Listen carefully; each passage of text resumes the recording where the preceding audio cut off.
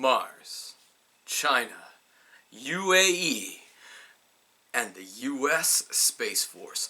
What is this foursome doing this week? Well, I'm ready to tell you. Because this is the Clown World Broadcast Company News. Now, so China has launched an orbiter and a satellite on its way to Mars. It's going to arrive there in 7 months. So did the UAE. They're both going to get there roughly February 2021. As far as China is concerned, this is their first interplanetary mission that we know of, and the U.S. Space Force is closely tracking it. Now, it's going to do a bunch of stuff, like I said, orbiter and a lander.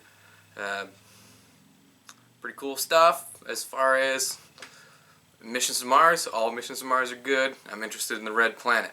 So, but what is the UAE doing? So the UAE is sending an orbiter, and here's the interesting part. It's going to study climate change on a 2-year mission. Now that's 2 years Earth years, which is 1 year Mars years. Now why on earth would an OPEC country want to study climate change? And the,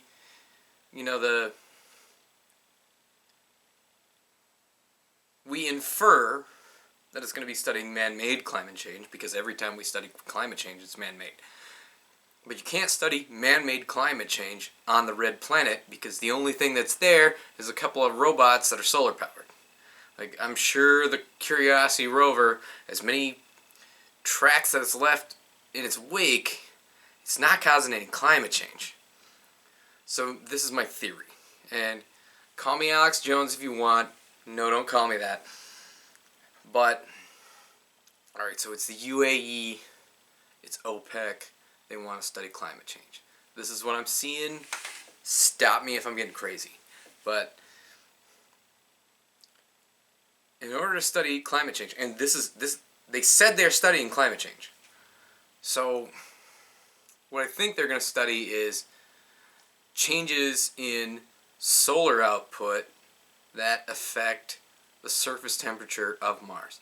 Now, the surface temperature of Mars and the surface temperature of Earth are apples and oranges, because, like, we're on different orbits, different lengths of a year, and Mars is in way different seasons than Earth is.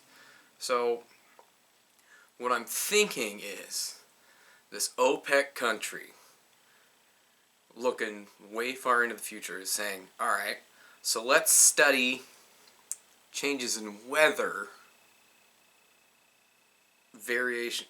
changes in weather, which are variations in the climate on Mars, so that we can compare them to changes in weather, variations in the climate on Earth, and compare them. Because, like I said, the seasons are totally different,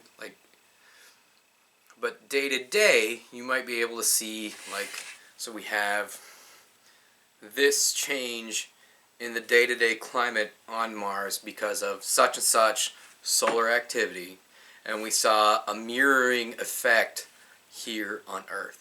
So I think the reason why this particular OPEC country was willing to spend the money on investing in investigating climate change on the red planet is so that they can get Western countries to relax EPA regulations by showing that not all of what we consider to be man-made climate change is man-made. I think they're trying to prove that it's solar. I think they just put a heck of a lot of money where their mouth is on that one. So,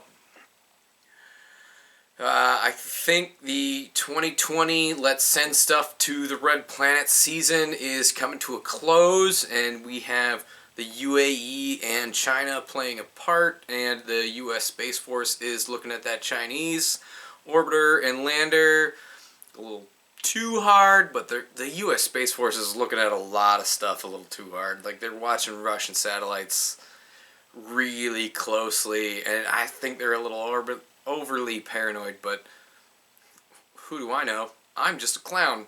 What do I know? I'm just a clown. I don't know anybody. I don't know anything. I'm just here relating to you what I've read in the local paper. So, you've been fantastic. You've been lovely. This is the Clown World Broadcast Company on YouTube, Pornhub, Twitter, Instagram, and at gmail.com, and wherever else you can find us. Thank you, and have a wonderful day.